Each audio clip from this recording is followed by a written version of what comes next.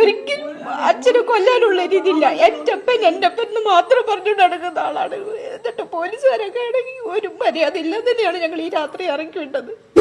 പറ്റിയ നാട്ടുകാരുടെ പറച്ചിൽ തന്നെ നമുക്ക് രക്ഷപ്പെടാൻ പറ്റാത്തത്. ഒരു പച്ചയ്ക്ക് വലിച്ചു കീറുക ഞങ്ങളെ. പക്ഷെ പാവത്തിന്റെ ആയുസ് ഇത്രേ ഉള്ളായിരിക്കും. ഒരു നിമിഷം കൊണ്ടാ ഒരു കുടുംബം തന്നെ തകർന്ന് തരിപ്പണമായത്. ആ രാത്രിയോടെ ഇവരുടെ ജീവിതം ആകെ മാറി മറിഞ്ഞു.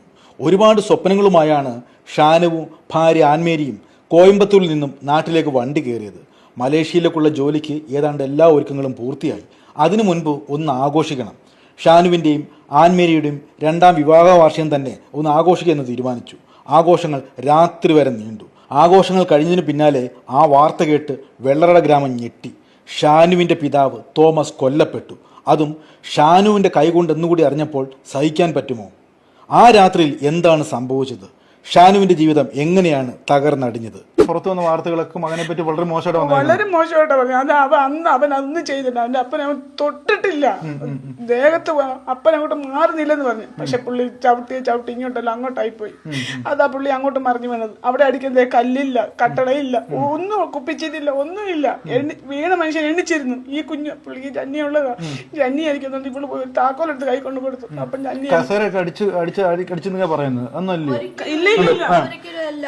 തറയിലാണ് അടിച്ചിരിക്കുന്നത്.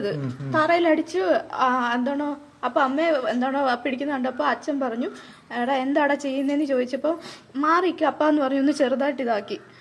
കണ്ണ് കാണാത്ത ആളായോണ്ട് പുറയിൽ എന്തോ സ്ഥലമുണ്ടോ എന്തോന്നും അറിയാത്തോണ്ട് ആള് വീണു.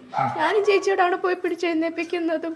അപ്പൊ നമ്മള് CPR കൊടുക്കുന്നു. അപ്പൊ ഫിക്സ് വന്നാന്ന് ഓർത്തിട്ട് ഞങ്ങൾ എന്ത് ചെയ്തു, പെട്ടെന്ന് ഞാൻ പോയി താക്കോൽ എടുത്തോണ്ട് വന്നു ചെയ്തു. അല്ലാതെ എനിക്ക് അവിടെ lab technician, husband Ayurveda therapist. അവിടെ ഒരു കുഴപ്പമില്ല. ഞങ്ങൾ സന്തോഷത്തോടെയാണ്. മലേഷ്യ പോകാനുള്ള